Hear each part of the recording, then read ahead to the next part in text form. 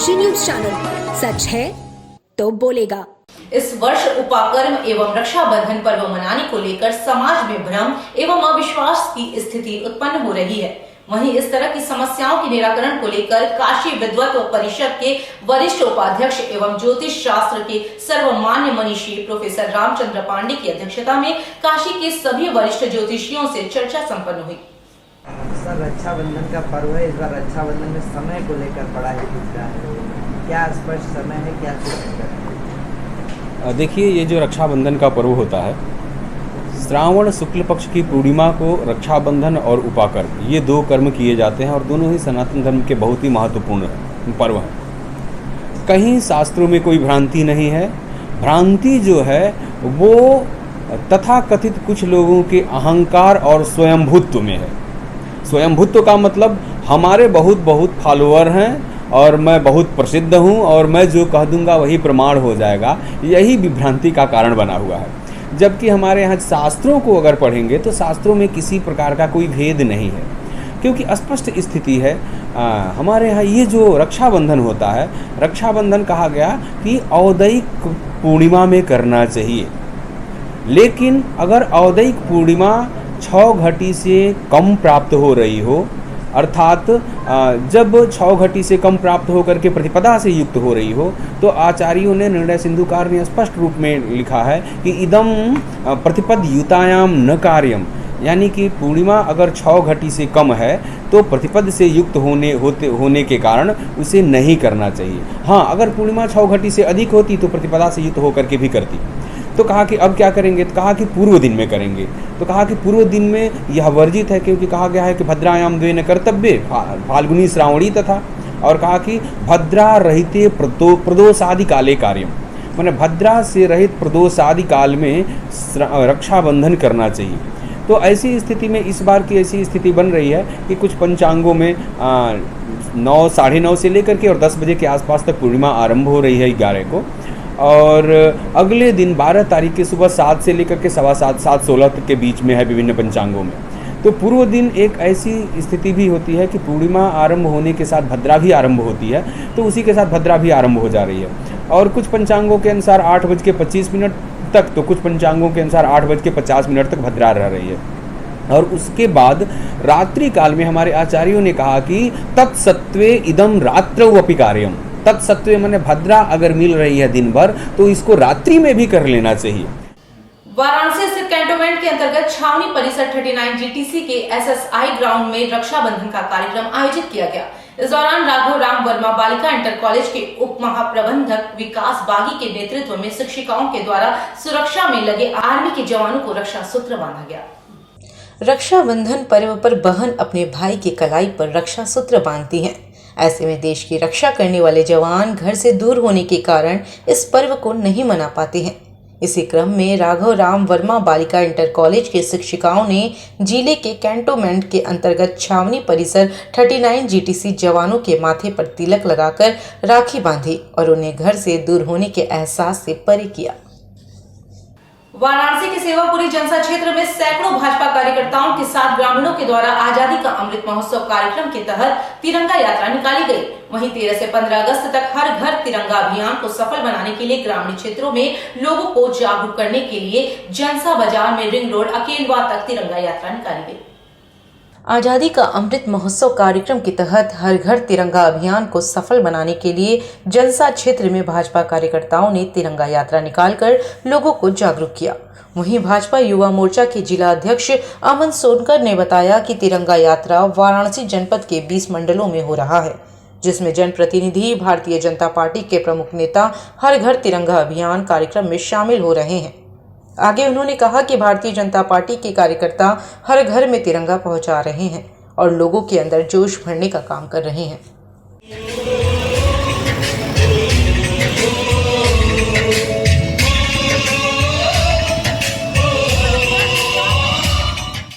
और ये तिरंगा यात्रा पूरे बनारस जनपद के 20 मंडलों में हो रहा है, जिसमें जनप्रतिनिधि, भारतीय जनता पार्टी के प्रमुख नेता हर कार्यक्रम में सम्मिलित हो रहे हैं। और इसका उद्देश्य यह है कि देश में जो 75 सालों में आज तक नहीं हुआ, घर घर तिरंगा नहीं पहुंचा, घर घर देशभक्ति नहीं पहुंची, वो भारतीय जनता पार्टी के कार्यकर्ता हर घर तिरंगा पहुंचा करके लोगों के अंदर जोश भरने का काम कर रहे हैं।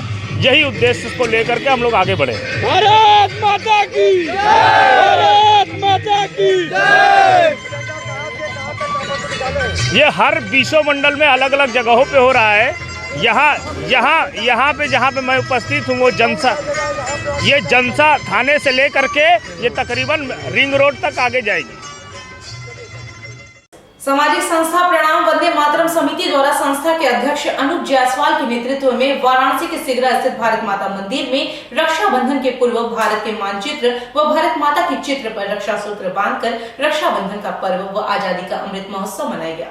इस अवसर पर देश की स्वतंत्रता में अपना अमूल्य योगदान देने वाले बलिदानियों को नमन किया गया। रक्षाबंधन की पूर्व संध्या पर सामाजिक संस्था प्रणाम वंदे मातरम समिति की ओर से सिगरा स्थित भारत माता मंदिर में भारत मां को रक्षा सूत्र बांध लोगों ने देश से भ्रष्टाचार और जातिवाद सहित सभी प्रकार की गंदगी दूर करने का संकल्प लिया। इस दौरान लोगों का कहना रहा कि भारत मां को रक्षा सूत्र बांध हम सब ने आज यहां देश से सभी तरह की गंदगी जैसे भ्रष्टाचार, जातिवाद व हिंसा को समाज व देश से दूर करने का संकल्प लिया है। हमारा मानना है कि अगर यह सभी गंदगी भारत से दूर होगी तभी देश विश्व गुरु के रूप में स्थापित हो सकेगा। सारा देश आज़ादी का अमृत महोत्सव मना रहा है। उसके तहत प्रणाम वंदे मातरम समिति वाराणसी जो है आज भारत माता मंदिर पर इस समय भारत माता के चित्र पर पुष्पार्चना कर और हम सब के साथ मिलकर रक्षा सूत्र बांधने का काम किया और एक संदेश कि हम सब देश के नेतृत्व भारतीय जनता पार्टी के साथ साथ हमारा राष्ट्रीय नेतृत्व जो आज़ादी का अमृत महोत्सव मना रहा है, हर घर, हर परिवार, हर व्यक्ति इसमें भाग ले रहा है और हर संस्थाएं बढ़ चढ़ करके इस आज़ादी के अमृत महोत्सव में तिरंगा ध्वज फहराने का काम कर रही हैं। मैं प्रणाम वंदे मातरम संस्था को बधाई देता हूं इस नेक काम के लिए और भूरी भूरी प्रशंसा करता हूं। हम सब हर वर्ष की भांति भारत माता मंदिर में आज रक्षाबंधन की पूर्व संध्या पर रक्षा सूत्र बांधने के लिए यहाँ उपस्थित हुए थे, जिससे कि आज तिरंगा यात्रा भी हम सब ने यहाँ निकाली और भारत माता को रक्षा सूत्र भी बांधा। 75वीं आज़ादी के अमृत महोत्सव के अवसर पर हम सब ने भारत माता को रक्षा सूत्र बांध करके उन शहीदों को नमन किया है, वंदन किया है, अभिनंदन किया है, जिन्होंने देश के अपने आज़ादी के यज्ञ में अपने प्राणों की आहुति दी थी। आज हम इस रक्षा सूत्र के माध्यम से उन शहीदों को भी नमन करते हैं, उनको भी रक्षा सूत्र बांधते हैं जो अपने प्राणों का बलिदान देकर के हम सबको आज़ादी दिलाएं। इस रक्षाबंधन के पावन पर्व पर हम सभी भारतवासियों से अपने घर पर तिरंगा लगाने की अपील करते हैं, क्योंकि हम सब शहीदों के लिए एक शब्द कहा गया था कि शहीदों की चिताओं पर लगेंगे हर वर्ष मेले, वतन पर मिटने वालों का यही बाकी निशान होगा। वाराणसी में केंद्रीय नेतृत्व NFPE पोस्टल JCA के आह्वान पर डाकघर के कर्मचारियों द्वारा सरकारी नीतियों के विरोध में एक दिवसीय हड़ताल किया गया। वहीं इस हड़ताल के माध्यम से डाकघर के कर्मचारियों ने प्रधान डाकघर के पास उपस्थित होकर अपनी मांगों के समर्थन में आवाज बुलंद किया। डाकघर के कर्मचारियों के द्वारा सरकारी नीतियों के विरोध में एक दिवसीय हड़ताल केंद्रीय नेतृत्व NFPE पोस्टल JCA के आह्वान पर प्रधान डाकघर के सामने किया गया। इस दौरान मौजूद कर्मचारियों ने सरकार के सामने विभिन्न मांगे रखी, जिसमें डाक विभाग का निगमीकरण बंद करने, नई पेंशन स्कीम को समाप्त कर पुरानी पेंशन को लागू किए जाने के मुख्य मांगों के साथ साथ अन्य मांगे रखी गईं। इस हड़ताल में अखिल भारतीय डाक कर्मचारी यूनियन के साथ नेशनल यूनियन भी शामिल रहा।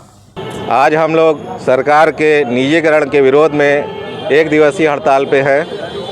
सरकार की कुछ नाजायज ऐसी साजिश हो रही जिससे यह प्रतीत होता है कि डाक विभाग का निजीकरण किया जा रहा है। हम इसका घोर विरोध करते हैं और हम तब तक विरोध करते रहेंगे जब तक कि यह चीज़ वापस नहीं ली जाएगी।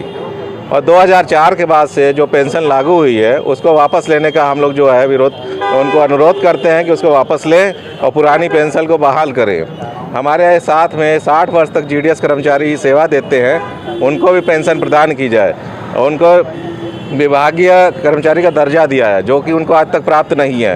ये 60 साल की सेवा के बाद एक उनको मूल्य प्रदान होना चाहिए, वो उनको प्रदान नहीं किया जा रहा है। आज हम लोग पूरे वाराणसी पूर्व मंडल, पश्चिम मंडल, वाराणसी रीजन में सभी कर्मचारी हड़ताल पे हैं लगभग हम लोग पूर्णतः सफल हैं और इस तरह की हड़ताल आगे भी होती, जैसे जैसे शीर्ष नेतृत्व का आदेश आएगा हम लोग करते रहेंगे। मांगे नहीं पूरी तो क्या करें? जैसा शीर्ष नेतृत्व आदेश करेगा उसका हम लोग पालन। क्या चीज मांग को लेकर के? हमारी मांगे हैं, हमारे संघ की जो मांग है वो पहला कि डाक विभाग का निगमीकरण बंद किया जाए, पुरानी पेंशन बहाल की जाए और जो अनियमित कर्मचारी हैं उनको नियमित किया जाए, जो खाली पद हैं उनको भरा जाए, आरएमएस को जो तोड़ा जा रहा है हमारे रेल मेल मोटर सेवा को न तोड़ा जाए और कारपोरेट घरानों के हाथों में डाकघर को न दिया जाए। क्या आज कार का बहिष्कार भी किया गया है? हाँ, पूरा बनारस के सारे डाकघर आज बंद हैं, कोई कार्य नहीं हो रहा है और अगर हमारी मांग नहीं मानी गई तो हम भविष्य में अनिश्चितकालीन हड़ताल पर जा सकते हैं। राजस्थान के राज्यपाल कलराज मिश्र ने अपने वाराणसी दौरे के दौरान पत्रकारों से बातचीत किया। वहीं बिहार में चल रहे राजनीतिक उथल-पुथल के बीच नीतीश कुमार का एनडीए का दामन छोड़ने के सवाल के जवाब में उन्होंने कहा कि बिहार में जो भी उथल-पुथल चल रहा है उसे लोग खुद ही ठीक करेंगे। सर्किट हाउस में पत्रकारों से बात करते हुए राजस्थान के राज्यपाल कलराज मिश्र ने राजस्थान के मुख्यमंत्री अशोक गहलोत के द्वारा रेप के बाद मर्डर की घटना को लेकर दिए गए विवादित बयान पर राज्यपाल ने अपनी प्रतिक्रिया देते हुए कहा कि उन्होंने इस तरह का अनुभव किया तभी उन्होंने यह कहा है। आगे उन्होंने सुभाष चंद्र बोस की प्रपोत्री राजश्री के द्वारा यह कहना कि देश अभी पूरी तरह से आज़ाद नहीं हुआ है के जवाब में कहा कि देश पूरी तरह से आज़ाद है। आज हम आज़ाद भारत में हैं, स्वतंत्रता जैसा जीवन यापन कर रहे हैं, हर दृष्टि से लोग स्वतंत्र हैं। उसी स्वतंत्रता की वजह से लोग अपनी अभिव्यक्ति स्वतंत्र तरीके से कर रहे हैं। इसलिए इस बारे में स्वयं विचार करने की आवश्यकता है कि अगर आज़ादी नहीं होती तो इस प्रकार की भाषा कैसे बोली जाती। समय तक नीतीश कुमार आप लोग के साथी भी रहे। जो उथल पुथल चल रहा है वे स्वयं अपना लोग ठीक ठाक करेंगे।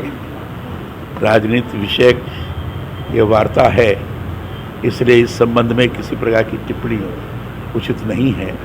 केवल इतनी मैं अनुभव करता हूँ कि जहाँ भी सारी चीज़ें चल रही हैं स्वयमेव उसको लोग उसका समाधान निकालने का प्रयास करेंगे। सर, नीतीश कुमार ये कह रहे थे कि गठबंधन आरजेडी के साथ असंभव है, लेकिन उसी असंभव को वो संभव। मैंने आपको प्रारंभ में ही बताया कि राजनीति के संबंध में मैं कोई टिप्पणी नहीं करना चाहता।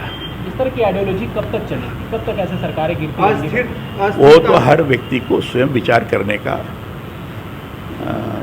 की स्वतंत्रता है। वो स्वयं क्या सोचता है, किस ढंग से काम करता है, उसके ऊपर निर्भर करता है। सब चीज़ों से नुकसान किसका हो रहा है? मैंने आपको बताया ना कि इस संबंध में टिप्पणी करना ठीक नहीं है। सर, राजस्थान के मुख्यमंत्री का कहना है कि रेप के बाद मर्डर की घटनाएं सिर्फ इसलिए बढ़ी है क्योंकि फांसी की सजाएं बढ़ रही हैं। तो उससे इत्तेफाक रखते हैं सर आप? तो उन्होंने उस तरह का अनुभव किया इसलिए वो बोल रहे। सुभाष चंद्र की बेटी प्रपोत्री है, उन्होंने कहा है राशि चौधरी ने कि अभी तक आज़ादी पूरी नहीं मिली, ये अंग्रेजी हुकूमत है भारत। मैंने कहा ना, लोगों के अपने अपने विचार हैं, लेकिन आज हम बिल्कुल आज़ाद भारत में हैं, स्वतंत्रता के साथ जीवन यापन कर रहे हैं। हर दृष्टि से लोग स्वतंत्र हैं और उस स्वतंत्रता के कारण ही अपनी अपनी अभिव्यक्ति अपने ढंग से लोग कर रहे हैं। इसलिए इसके बारे में स्वयं विचार करने की आवश्यकता है कि अगर आज़ादी नहीं होती तो इस बार की भाषा कैसे बोलते हैं। राहुल गांधी एक बात बोल रहे हैं कि अब जो है करो या मरो के आंदोलन की बारी आ गई है, वैसा ही कुछ आंदोलन करना पड़ेगा पूरे देश। ये उनका अपना नज़रिया है, अपने ढंग से कर रहे हैं। हर पार्टी, हर व्यक्ति अपने अपने ढंग से भविष्य में उसका कैसा क्या होगा यह सोच कर कार्य करता है, इसलिए वो सोच रहे हैं, कर रहे हैं। आज़ादी के 75वां अमृत महोत्सव मनाया जा रहा है, हर घर तिरंगा अभियान। हाँ, ये हर घर तिरंगा, आम आदमी के साथ तिरंगा जुड़ जाए, इस प्रकार का एक अभियान चला है। तिरंगा जुड़ जाने का मतलब ये है कि उसके अंदर राष्ट्रभक्ति, देशभक्ति स्वयमेव रोम रोम में आप्लावित हो जाए, इस दृष्टि से है। और यह माहौल निश्चित रूप से लोगों के अंदर राष्ट्रवाद की तरफ अग्रसर करने की दृष्टि से सक्षम है, समर्थ है। भारतीय पुलिस सेवा के पूर्व अधिकारी अमिताभ ठाकुर अपने पार्टी अधिकार सेना के विस्तार के लिए काशी पहुंचे, जहां उन्होंने सबसे पहले मालवीय प्रतिमा पर माल्यार्पण किया और उसके उपरांत उन्होंने राजेंद्र विहार कॉलोनी के लक्ष्मी विला में मीडिया से बातचीत किया। वहीं मीडिया से बातचीत में उन्होंने कहा कि पूर्वांचल में इस पार्टी के विस्तार के संबंध में पार्टी को लोगों से रूबरू कराने के संबंध में यह हमारा काशी में प्रथम आगमन है। सर, किस तरह का आज कॉन्फ्रेंस कर रहे हैं और क्या है ये? देखिए, मैं अमिताभ ठाकुर हूँ। हम लोगों ने अधिकार सेना के नाम से एक राजनीतिक दल का गठन किया है। उस राजनीतिक दल के कार्यकलाप के संबंध में, उसके वाराणसी और पूर्वांचल में विस्तार के संबंध में, उससे लोगों को रूबरू कराने के संबंध में, उससे लोगों का साबका कराने के संबंध में, यह एक प्रकार का हमारा प्रथम आगमन था बाबा विश्वनाथ की नगरी में। मैंने यहाँ पर जो कार्यक्रम अभी किए उसमें मालवीय जी की मूर्ति पर माल्यार्पण किया और यहाँ अपने लोगों से वार्ता की, जो जिला कार्यकारिणी है उससे बातचीत की, उनको निर्देश दिए और उनकी बात समझी और एक साथ मिलकर आगे बढ़ने का प्रण लिया। साथ ही मैं कपसेठी यहाँ थाना है, वहाँ मैं गांव में गया था जहाँ एक दलित बच्चे को, 14 साल के बच्चे को दबंगों ने उसको मार के उसकी हत्या कर दी और जो हत्या कारण बताया गया है वो मात्र 4 किलो चावल और कुछ रुपए चुराने के आरोप पे उसको मारा गया, उसकी हत्या हुई। सबसे कष्ट का विषय यह है कि उसमें प्रशासन की भूमिका बहुत ही नकारात्मक, गंदी और जघन्य है। उस मामले में न तो समय से FIR हुआ, यहाँ तक कि मेरी जानकारी जो उसके परिवार के लोगों ने बताया कि 151 में उल्टे उस पक्ष का भी चालान कर दिया गया था। FIR तो दर्ज हुआ है 304 में। पोस्टमार्टम रिपोर्ट भी संदिग्ध प्रथम दृष्टया लग रहा है क्योंकि चोटें तो साफ थीं, जो मेडिकल रिपोर्ट बता रही है। पोस्टमार्टम में भी ऐसा लग रहा है कि हेरफेर हुआ है। अब तक उसको कोई मुआवजा नहीं मिला है, जबकि SC/ST एक्ट में तत्काल मुआवजे की स्थिति है। हमने उनके गांव को जाकर देखा, गांव में स्थिति बहुत ही विकराल है, पूरी तरह भय का माहौल है। उनके घर वाले बहुत अधिक असुरक्षित हैं। तो हम उसमें कम से कम 3 मांगे हमारी हैं और इसके लिए हम हर स्तर पर प्रयास करेंगे। पहला तो उन्हें सुरक्षा दी जाए, परिवार के लोगों को। दूसरा, उस मामले में तत्काल न्याय हो, यानी गिरफ्तारियां हो जो मुलजिम हैं, और तीसरा, उसको समुचित मुआवजा मिले। यह 3 चीज़ें जो हम लोगों ने वहाँ अभी देखी हैं। उसके अलावा यहाँ पर हमने विशेष करके वाराणसी में, मैं जब लखनऊ में रहा तो इस बात की बहुत चर्चा होती रही कि अब नए निजाम में वाराणसी की सूरत हाल बदल। अब वक्त है एक छोटे से ब्रेक का, तब तक बने रहिए डेन काशी न्यूज के साथ। आप देख रहे हैं डेन काशी न्यूज चैनल। सच है तो बोलेगा।